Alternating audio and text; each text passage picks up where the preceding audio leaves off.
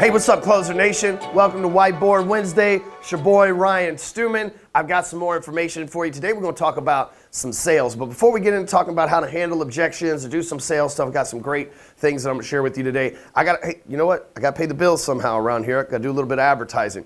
Listen, pay close attention. If you're a real estate agent, loan officer, or specifically an insurance agent, I've got an opportunity for you to make some extra money to be able to serve your clients and be able to use and leverage what I have for you in order to get referrals. So you can send your people, your clients, the people that purchase homes, insure their homes, and then get mortgages on their homes from you guys at yourfreealarm.com. Send them over to yourfreealarm.com. Fill out their information. We'll give them a call. We'll give them a free alarm installation. So we'll go out, we'll install the little noise-making alarm thing. We'll put all the wires through their house, set up all their windows, their doors, everything else 100% free. And you're probably wondering, how do you get paid, Ryan? I know you just ain't in the business of giving stuff away.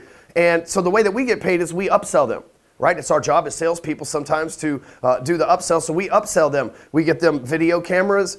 We get them surveillance equipment, monitoring, all these other ways for us to make money. But don't you worry about how I get paid. You just send your people to yourfreealarm.com, and if they put you down and they put your name down as the referrer, then I'll send you $100 cash money, baby, for every time that you send somebody that ends up going and taking us up on the free alarm offer. So send them to yourfreealarm.com. If they put your name in there, I'll give you a call. I'll reach out to you. We'll send you $100 for the referral. Again, if you're in real estate, if you're in mortgages, if you're in insurance, this is a no-brainer for you because this is a way for you to say, for you to give my service as a closing gift, make you look like a hero, keep their family safe. It's a win-win situation. So go to yourfreealarm.com. All right. I just got back from Vegas, slightly hungover. There's lots of vodka in that city, ladies and gentlemen, lots of vodka.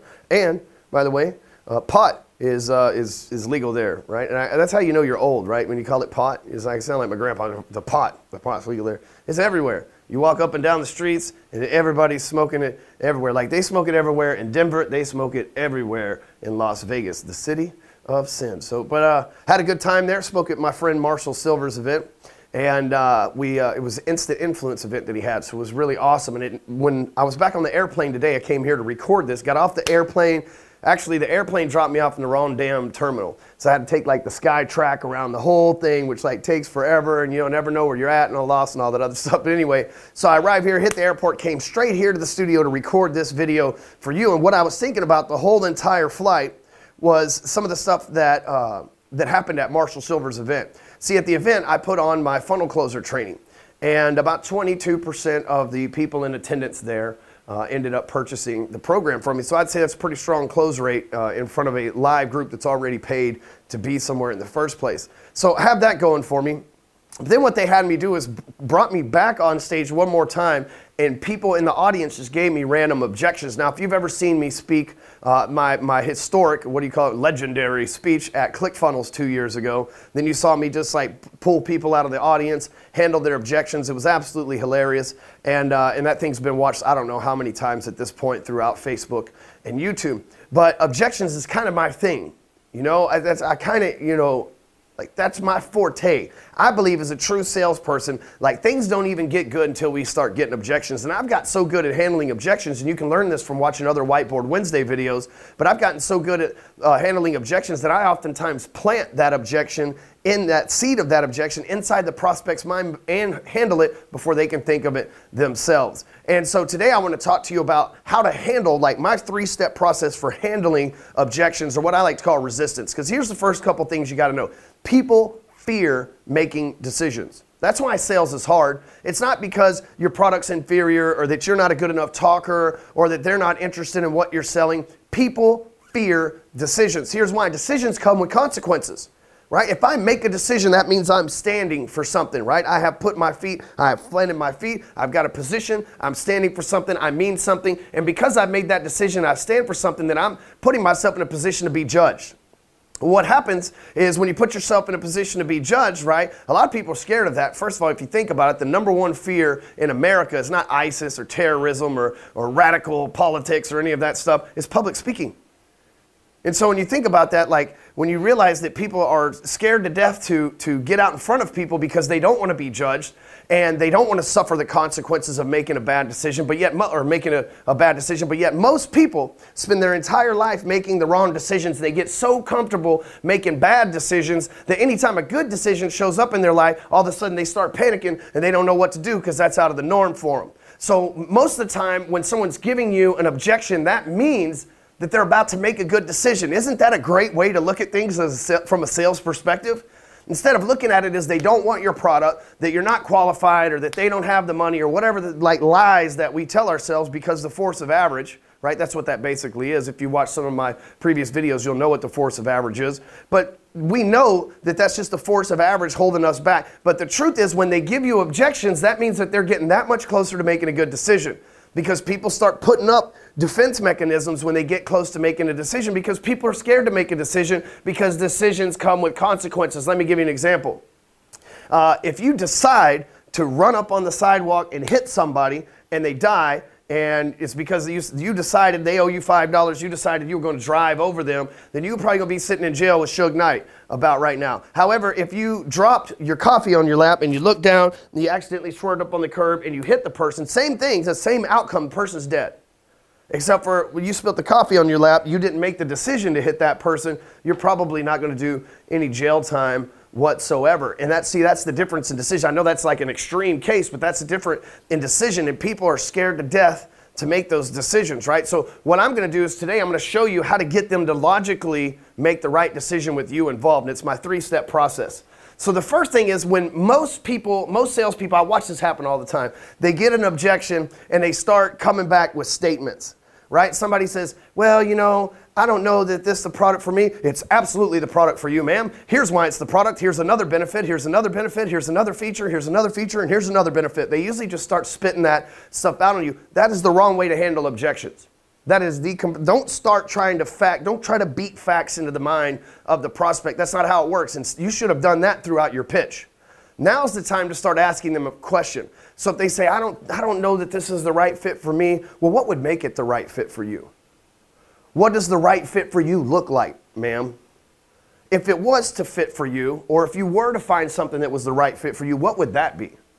And so at that point, you're asking them questions because you're not arguing with them. That's the #1 way to lose a sale, is to argue with people. Always, always, always, always agree with the prospect. And so instead of, if they say, hey, I'm not sure that this is the product for me, instead of trying to disagree with them and beat the yes it is, here it is, take it, and bully them into making that decision, simply ask them a question. And what happens with that question is it should draw out the logic, which is my second step. It's like, okay, so the question needs to lead to logic so they can come to a logical conclusion. Think about this. If I say, well, what would make this the right fit, or what does the thing that would be the right fit for you look like? Well, all of a sudden, they've got to logically answer that, because the problem's not going away with them. If they say, I don't know if I'm just ready to buy today, well, how much longer are you willing to have this problem persist in your life and not purchase these products that fix it? Right? That draws them to have a logical conclusion of, oh, yeah, man, you know what? I have had this problem for a while, and it's not going to go away. I do need to do something about it. Because here's the thing. Most people don't realize that they're scared to make a good decision. They've been so pre-programmed to make bad decision after bad decision after bad decision again, that when a good decision shows up, they run from it. And so what we've got to do is we've got to ask them a question that draws the logic out. And then what the third step in the process is to keep pressing forward. This is supposed to be forward buttons. You remember Excitebike in Nintendo? You would hit these little things that would make your bike go that much faster. Cameraman, you remember Excitebike? That's some real shit. Remember that? Anyway. So the ADD is strong today, ladies and gentlemen. But so then you got to keep pressing forward. You got to ask them the question and repeat the process, right? If they give you more resistance, then you simply ask a question, draw them to the logical conclusion, and then what I like to do to press forward is ask, what's next? Or would you like my help with that? So a lot of people, the call to action is sign here, do this. I ask a question again. The key to sales is questions, not statements. And so my power questions for them to be able to press forward is, what's next? Or would you like for me to help you with that? Or do you want me to fix that for you?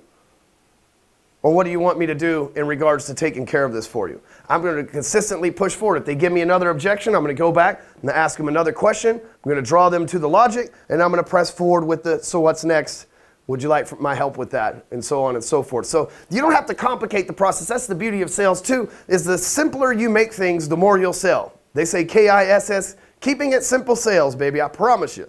And so all you got to do is my little 3-step. Next time, my 3-step process, next time you get an objection, which is going to happen the next time you get on the phone and have a sales call, right? The next time that comes up, try my process instead. But what you got to do is you got to do a little legwork in the beginning. You need to know what questions to pre-program yourself with, right? You shouldn't be like shocked that out of nowhere Randy Orton of Objections comes in and attacks you or whatever the case may be. So what you got to do is you got to have your questions ready. Hey, I know that I get these objections on a regular basis. Here's the questions I can logically draw the conclusion out of the prospect with, and then here's my press forward statement. So do that. That's your homework this week. Thank you for watching Whiteboard Wednesday. If you're not scared of objections, then you need to forward this to somebody who is, so that they can go my 3-step process and they can get this all down as well. And lastly, before you leave, I would encourage you, especially since you work in sales, to go check out my funnel closer program, www.funnelcloser.com. It's a game changer. I've got clients that are already making $20,000+ per month selling that service, and I think it'll be a good fit for you too. See you next week.